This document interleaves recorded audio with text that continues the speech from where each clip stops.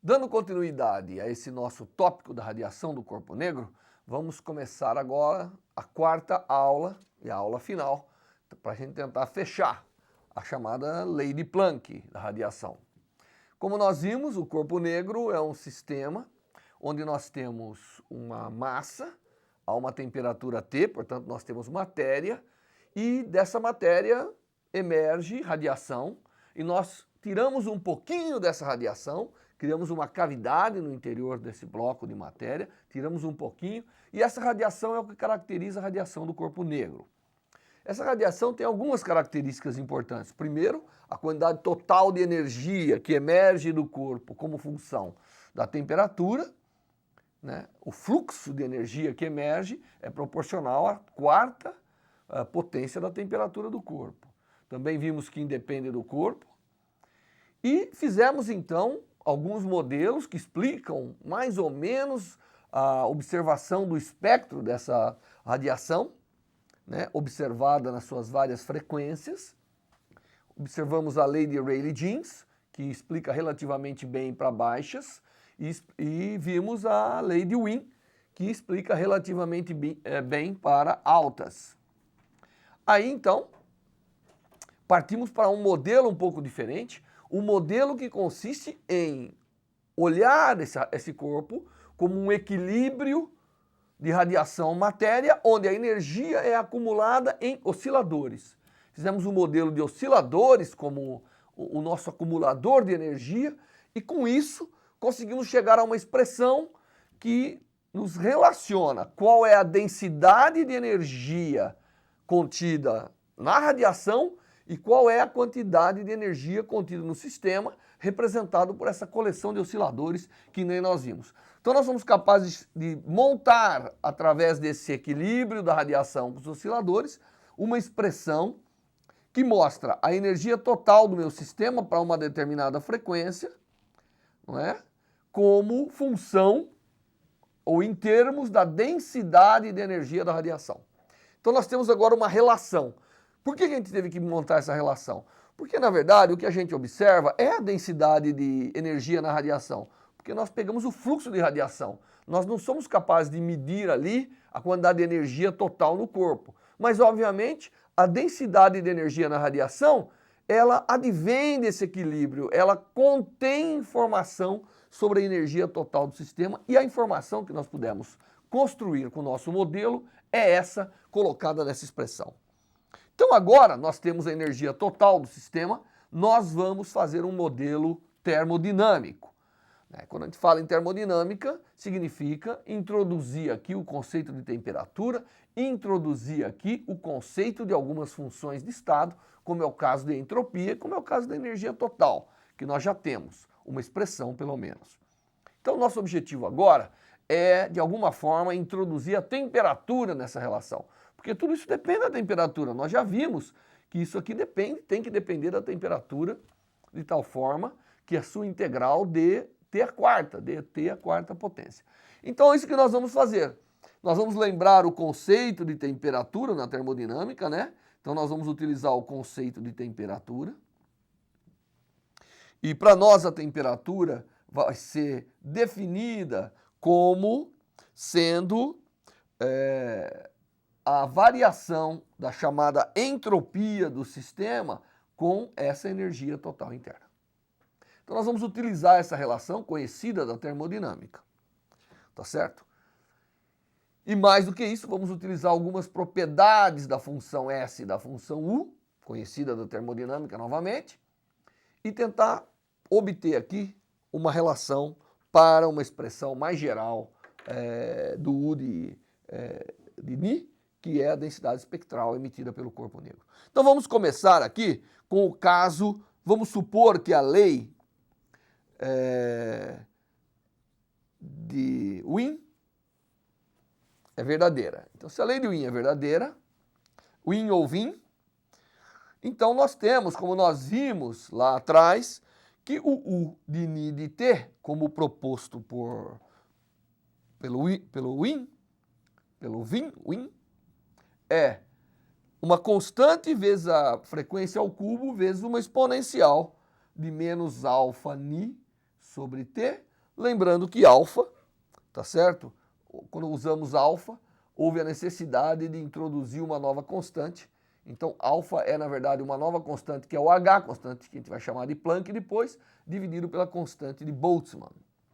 Então, essa é a expressão. Se eu colocar essa expressão no U, eu vou ter, obviamente, que U, né, para o caso onde a lei de Wien é verdadeira, nós vamos ter C ao cubo dividido por 8π Ni ao quadrado, então estou reproduzindo aqui, vezes, aqui eu vou pôr uma constante C maiúscula, né? Não vamos confundir com a velocidade da luz, esse Czinho aqui é a velocidade da luz, aí tem uma constante C maiúscula, vezes Ni ao cubo, vezes E elevado a menos alfa Ni sobre T, o que nos fornece uma constante global A, estou combinando todas as constantes, vezes Ni, né, porque vai cancelar um Ni quadrado, vezes E a menos alfa Ni sobre T. Então, essa é a expressão para essa energia interna quando eu tenho esta lei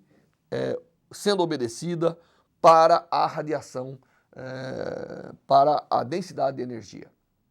Muito bem, com essa expressão agora, eu vou substituir nessa expressão da temperatura e vou escrever que... O que eu vou escrever? Eu vou escrever que... Não, antes disso, desculpa, eu vou eliminar a temperatura dessa expressão. Então, eliminando T, né, isolando T, eu obtenho uma expressão para a temperatura que eu já vou escrever como o inverso da temperatura. Então, eu obtenho que 1 sobre a temperatura, basta passar esse termo aqui e tirar o logaritmo, não é verdade? É fácil de obter que nós vamos ter uma temperatura que é menos alfa vezes a frequência, que advém do expoente, vezes logaritmo, né, logaritmo natural, de U sobre A Ni. U, a energia total, dividido por A vezes Ni. Então, eu eliminei dessa expressão a temperatura e obtive uma relação, né? A relação da energia e temperatura expressa agora daquela forma. Mas como nós vimos, eu vou utilizar 1 sobre T é igual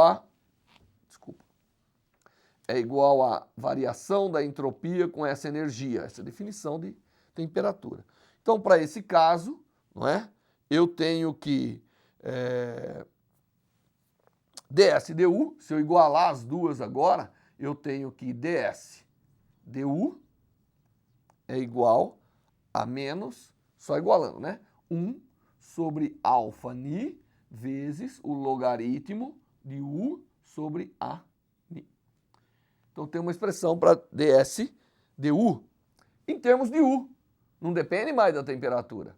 Agora eu posso calcular com essa expressão, que é válida apenas e somente para a lei de Wien, eu tenho que a segunda derivada da entropia com relação à energia, basta tomar a derivada aqui. Essa é uma derivada trivial de ser tomada para obter, você vai ver que vai dar 1 sobre isso, vezes isso, mas aí o logaritmo, esse termo apareceria multiplicando, então acaba dando menos 1 sobre alfa Ni vezes U. Então essa é a relação da segunda derivada da entropia com relação à energia para o caso da lei de Wien. Então isso aqui é lei de Wien, quando eu tenho a lei de Wien válida. Certo? Por que eu estou calculando a segunda derivada? Porque é uma forma de eu pegar a segunda derivada aqui, depois vou calcular a segunda derivada lá, né? Ter igual e verificar como que eu posso propor uma expressão que vale para qualquer frequência, porque eu sei que essa lei ela é muito boa para Ni alto, ou para altas frequências. Agora eu vou fazer o mesmo, então eu vou pegar essa expressão aqui, que eu já tinha, né? Eu vou guardar aqui no cantinho,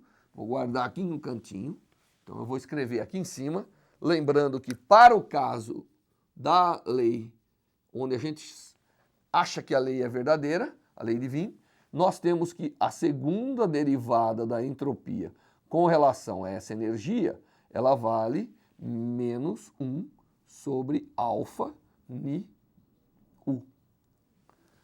Essa é a expressão dessa para o caso da lei de Wien ser verdadeira. Agora eu vou considerar a outra situação. Eu vou considerar agora aqui em azul a lei de Rayleigh-Jeans. Então, para Rayleigh-Jeans,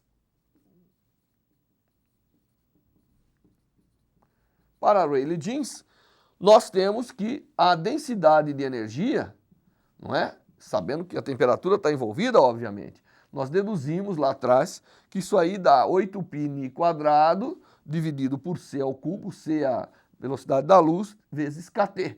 Lembre-se que essa foi obtida distribuindo energia nos modos da radiação numa cavidade, né? E obtivemos então essa densidade. Se eu considero essa densidade verdadeira para a radiação, para a quantidade de energia na radiação, nós temos esse Uzinho, aí nós vamos calcular o Uzão, usando aquela expressão, e vamos ter que Uzão, obviamente, é c ao cubo dividido por 8π²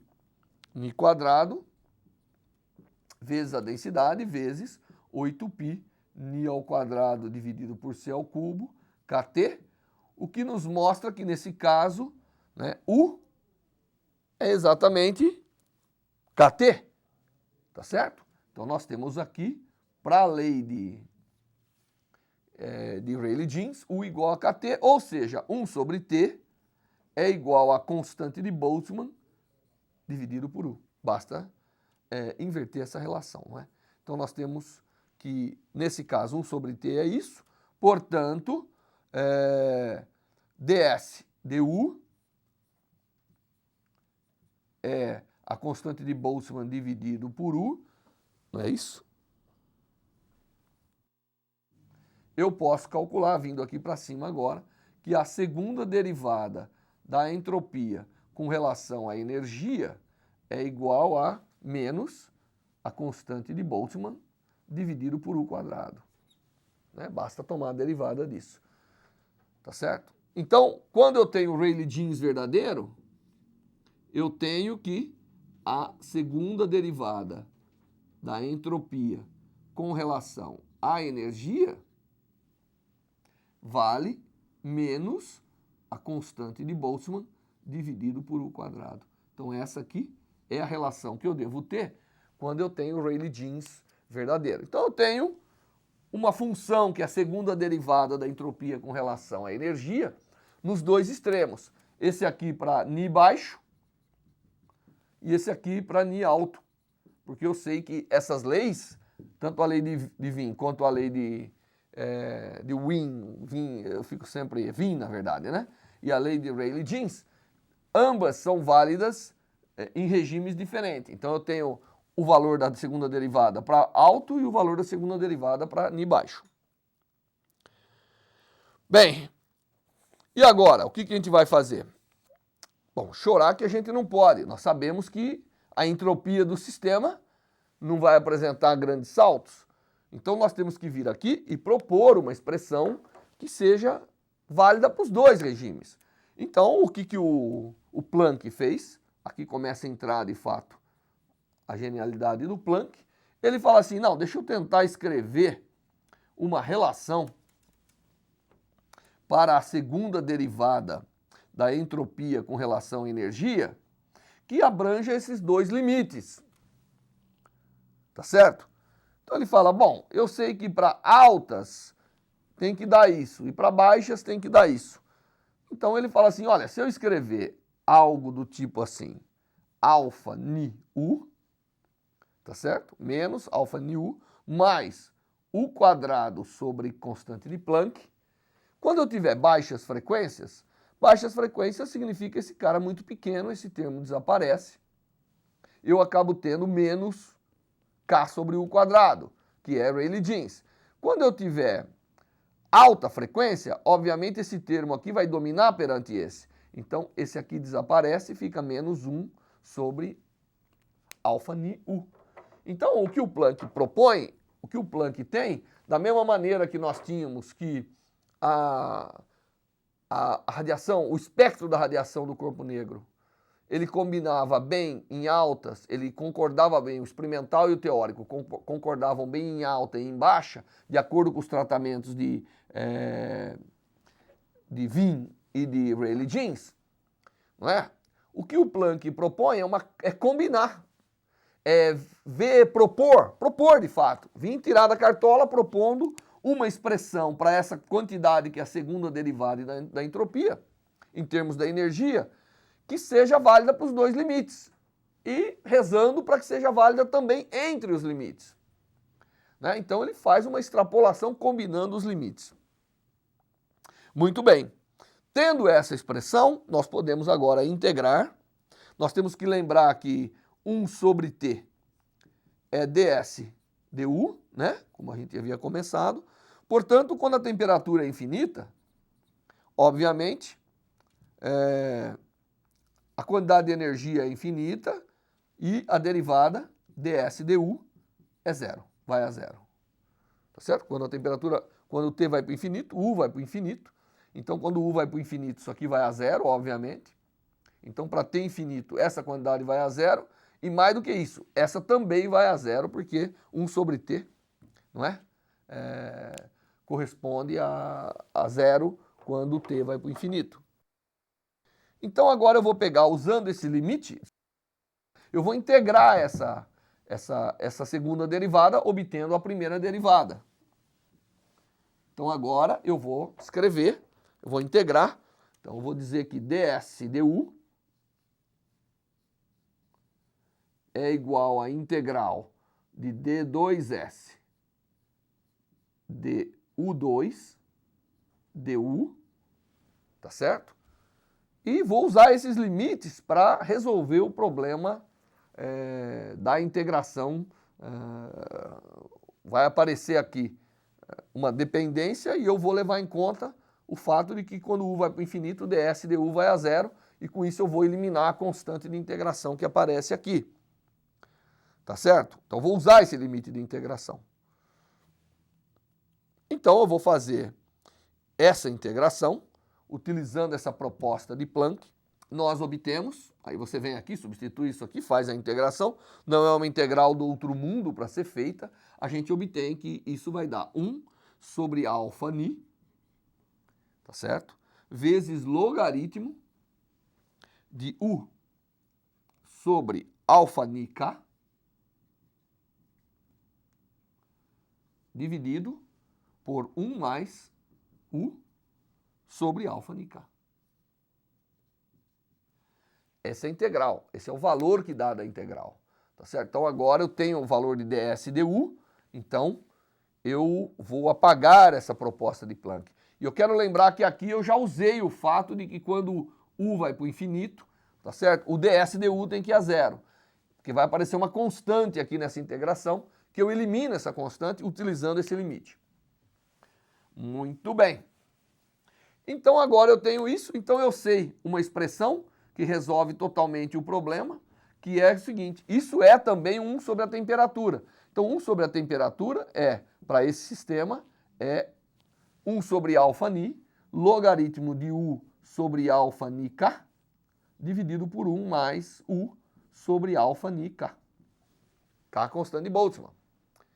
E daqui eu posso eliminar agora quem é, não é isso? Usando essa definição, eu posso aqui agora eliminar quem é o U. Basta inverter, né? Basta expressar isso como exponencial, tá certo? E inverter essa relação. Então, resolvendo para U,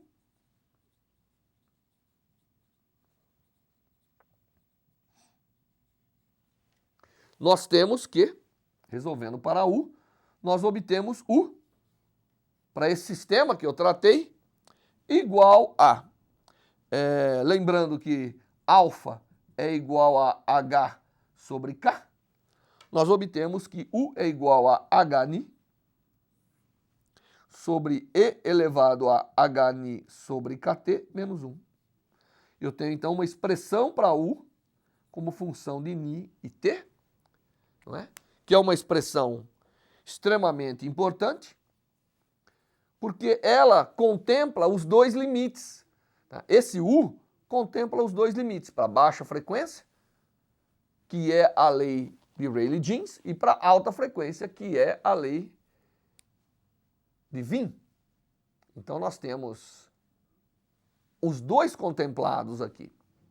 E, obviamente, dessa relação, mais a relação que nós temos, que conecta energia com a total do sistema, com a densidade de energia, né? Então agora, usando aquela expressão que nós havíamos obtido, que U é igual a C ao cubo sobre 8π Ni ao quadrado vezes a densidade de energia da radiação, eu posso colocar no lugar do U isso aqui, então eu tenho Hni dividido por E elevado a Hni sobre Kt menos 1 igual a C ao cubo dividido por 8π Ni ao quadrado vezes U barra de Ni e T, eu já vou colocar Ni e T, porque eu sei que o T tem que estar envolvido aí, né? Eu vim economizando espaço não colocando isso, né? E daqui eu tiro finalmente daqui, eu tiro a expressão para a densidade da radiação, que é aquilo que eu meço na emissão do corpo negro para esse caso. Tá certo? E obtenho, então, basta inverter, isso aqui é uma conta trivial, eu obtenho 8π Ni quadrado sobre C ao cubo vezes Hni dividido por esse denominador fantástico, que é Hni sobre Kt menos 1. Essa é a nossa querida e importante lei de Planck. Então, o Planck, fazendo um modelo de acúmulo de energia através de osciladores, e uma manipulação de grandezas termodinâmicas, assumindo o equilíbrio ali, obviamente, ele foi capaz de chegar a uma expressão que me dá qual é a densidade de energia da radiação contida no corpo negro e que, portanto, é o reflexo. Vai dar para mim, né? Isso aqui é exatamente o que eu meço quando meço a radiação que emana de um corpo negro. E muito surpreendentemente, quando você pega essa expressão e você vai fazer agora uma comparação com o experimento, lembrando que lá nós temos U barra, aqui nós temos frequência, nós temos o experimento originando pontos que nos dão uma curva, que é a curva típica da radiação no corpo negro, não é? Quando nós pegamos e plotamos a radiação de Planck, nós vimos, vamos recordar, nós vimos que Rayleigh-Jeans era bom aqui, então nós vimos que Rayleigh-Jeans, isso aqui era Rayleigh-Jeans, nós vimos que o Wien era bom aqui, esse aqui é o Wien, lei de Wien, e agora nós vemos Planck, e o que a gente obtém? Esse aqui é Planck. Então o Planck foi capaz dessa manipulação, dessa articulação dos dados, né, e com os limites apropriados, e com as extrapolações apropriadas, e com a propriedade das grandezas termodinâmicas, né, ele foi capaz de, conectando os extremos, propor uma expressão que, de fato, satisfazia o experimento. Então, finalmente, nós tínhamos uma expressão que representava a verdade naquilo que estava sendo medido. Mas o próprio Planck, com a lei de Planck, ele não estava totalmente satisfeito, porque ele fez uma conexão de dois limites, ele tinha que entender fisicamente o que estava acontecendo. Bom, então, dado que nós temos a lei de Planck, agora nós temos que tentar entender por que ela é tão importante e por que ela é válida, por que ela de fato representa a radiação emitida por um corpo negro. O que ela tem de segredo dentro dela? Aparentemente, e isso é fácil de verificar, você pode expandir isso aqui para altas frequências ou para baixas frequências, você obtém claramente a lei de Rayleigh-Jeans ou a lei de Wien. Isso não é difícil de ser feito e você vai fazer aí como exercício, mostrando que esse usinho obedece às duas leis. A questão agora é, o que tem fisicamente envolvido nisso? Isso, de fato, é o que deixou o Planck preocupado durante muito tempo.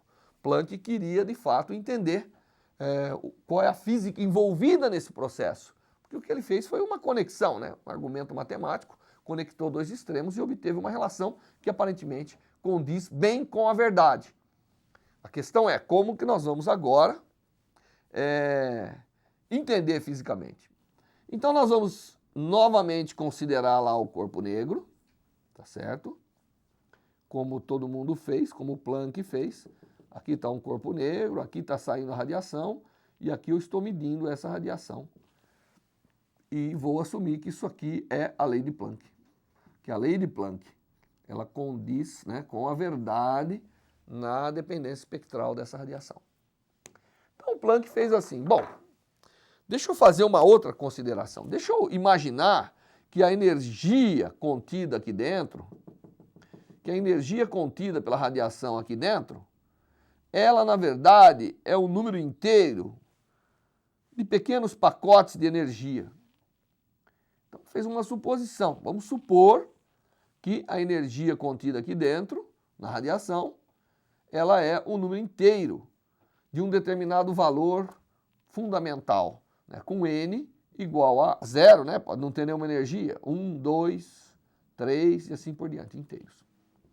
Então, ele imaginou que a radiação, para a radiação, ele imaginou que ali dentro, por algum processo, a radiação ali dentro contida era múltiplos inteiros de um pacote de energia. E aí então ele escreveu a energia média desse sistema. Bom, a energia média desse sistema vai ser, obviamente, imaginando o fator de probabilidade como se fosse um fator exponencial, vai ser a energia que você tem em cada possibilidade, então cada estado possível aqui é o número inteiro disso. Então, um determinado estado que tenha N pacotinhos desse, né, a energia média disso aí vai ser dada por isso aqui. Essa é a energia média. Claro que a soma aqui está sendo feita em N, para N variando de 0 até infinito, que são todas as possibilidades do meu sistema. Tá certo? Então o Planck falou, bom, vamos fazer uma estatística simples, não é? Com esses pesos, e vamos tentar obter qual é a energia média do sistema escrita dessa maneira. Se eu escrever aqui que 1 sobre kT, tá certo? Escrevendo que 1 sobre kT é igual a beta, né? Essa energia média, obviamente, é a energia que eu estou procurando, U.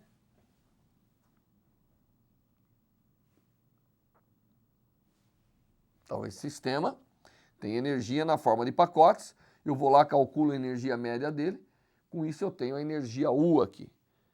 E essa energia U, ela pode ser escrita, né, U, pode ser escrita como a derivada em relação a beta da soma de N igual a 0 até o infinito, de E elevado a menos N E0 beta, tá certo?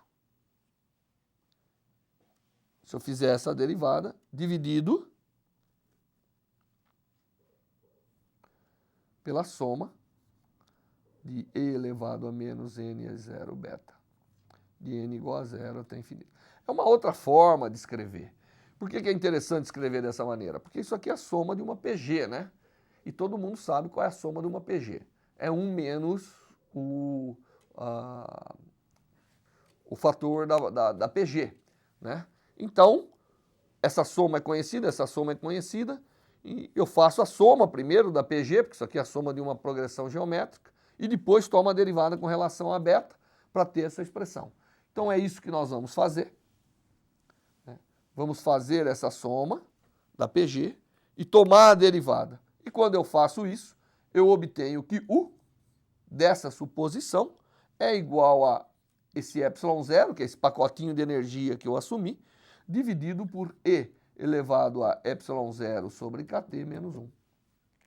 Então eu faço a soma e obtenho que a energia contida nesse sistema é isso aí. Supondo que eu tenho pacotes de energia. Obviamente que isso aqui parece muito com a expressão que nós tínhamos anteriormente, não é?